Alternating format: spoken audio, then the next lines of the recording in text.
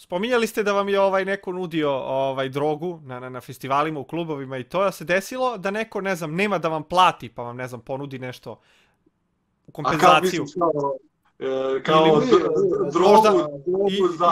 Na turi ili tako nešto, naš.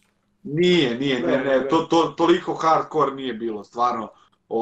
Nisu to neke, pa da kažemo, besomučne cifre, za nekog jesu, naravno, sve to individualno, ali opet, nije nam se dešavalo, nudili su nam ovako drogu da konzumiramo sa njima, ali naravno ni vlada ni ja ne konzumiramo, ne znam da li sam rekao već, samo vodku pijemo i vodu. U normalnim količinama. U normalnim količinama, do flaše po nastupu.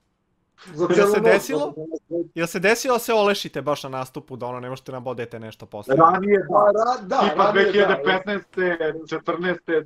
dešavalo se, na primjer, kad radiš neki nastup 100 ljudi u nekom tipa selu, neću sada lupim nijedno selo, da se neko ne uvredi,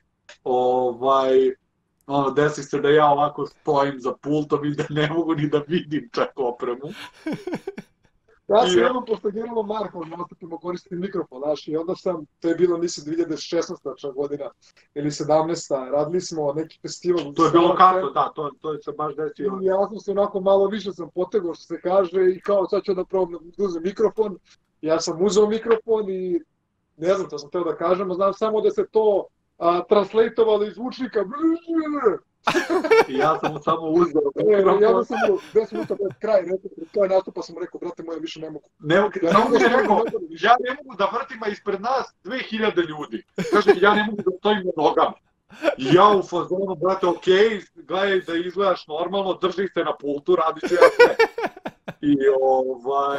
I onda ti radiš bukvalno sve prelaze njemu kao fake, daješ slušalice, da on kao tu čuje nešto. Ali zapravo sam ja sve tu radio. Ja uzem slušalicu pa ih motam oko vrata.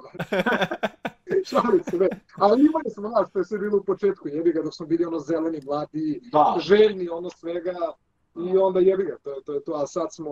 Bili smo nekako deca u glavi, jednostavno, to je bilo pre 4 godine, tad sam ja imao 20, dobro, nisam imao malo, 23 godine, ali opet, za posao smo bili dosta zeleni. I nismo znali šta je profesionalno, šta nije, šta smemo, šta ne smemo, gde treba da kažemo ovo, šta treba da kažemo ovde, kako da se ponašamo.